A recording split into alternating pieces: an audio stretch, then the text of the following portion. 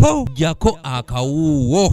Bagaddewo District Land Board for 3 weeks. Minisita omubeezi ow'ensonga z'omumyuka wa Vice President era omubaka omukyalo wa disitulikiti y'e Bwikwe Diana Mutasingwa asinzidde mu Town Council y'e Kiyindi mu disitulikiti y'e Bwikwe n'alabula abantu abalina ku nsimbi naye nga baagala kwefuula bakiriisa maanyi abaagala okusengula abantu ku ttaka nga bakozesa amaanyi nti si wa kutunuulira batunuulire. Okwetegereza ensonga n'abamu baabasiba. Tulina sekretary waffe owa Land Board naye ali mu kkomera. Tulabe nti tufuna why is it that abantu baffe buli kumacha every day bakola ki babagoba kutaka. Okwogera bino abadde ku mukolo gwategekeddwa Najja Sacco we balondedde obukulembeze obujja oluvannyuma lw'abantu okwekalakasa ne bagoba akakiiko akabaddeko era ne bawamba ne yafesi. Eza Sacco esente zonna eza parish mode zigenda okujja zigenda kubeera nga ziva mu ministry ya finance ya under ministry of finance microfinance. So njagala kubeebaza ntugenda kufuna obukulembeze obupya. Nze nsuubira obukulembeze obupya twagala okulaba obwerufu. Minisita Mutasingwa annyonnyodde ng'ekibbattaka w'Ekyasenyo era nga kyaviddeko n'abamu ku bakulembeze ba disitulikiti Land Board okuggalirwa.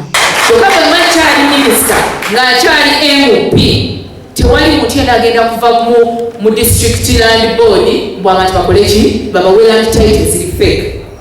Bagaddewo District Land Board for 3 weeks okwetegereza ensonga n'abamu baabasiba. Tulina sekretary waffe owa Land Board naye ali mu kkomera. Mu ngeri ye mwasabye okulonda abakulembeze abatabaguliridde lwe bajja okusobola okugenda mu maaso era basobole n'okwana emikwano egisobola okubasakira ate era abeerufu. Transparency. Si kufuna bukulembeze nti ng'otuule mu ntebe obeere nga tebakwogerako.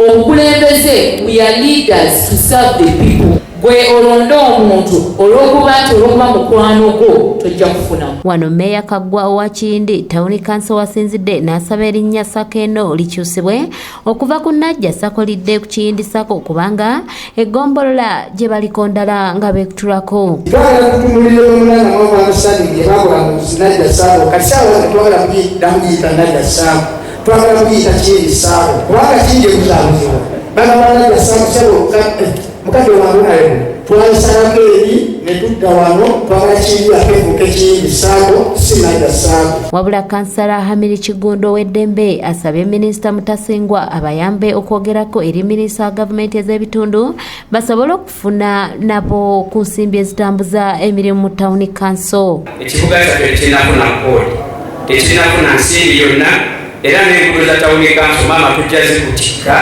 olw'okuba ekintu kizitoyiremu.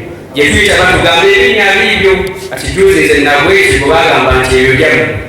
So kakati tukusaba ne kkoodi ogipikemu omukka tulabe nga ekibuga kifuna ensimbi. Kinajjukirwa nti ng'ennaku z'omwezi 17 omwezi ogwokutaano omwaka guno bammemba ba Sacco eno beesuulamu akambaayaya ne balumba amasengere yali ssentebe waabwe abannyonnyole ku by'ensimbi zaabwe naye yeerema ekyabaviirako okukwata ku nkoona obukulembeze bwe nga n'okulonda kwali kukandaliridde. Patrice Kyewalabye yakusakidde eggulire lino ku lwa ABS Television. Bwe makyali minisita ng'akyali MOP tewali muti agenda kuva mu district Land Board bw'abantu bakole ki babawe land titles ziri fake.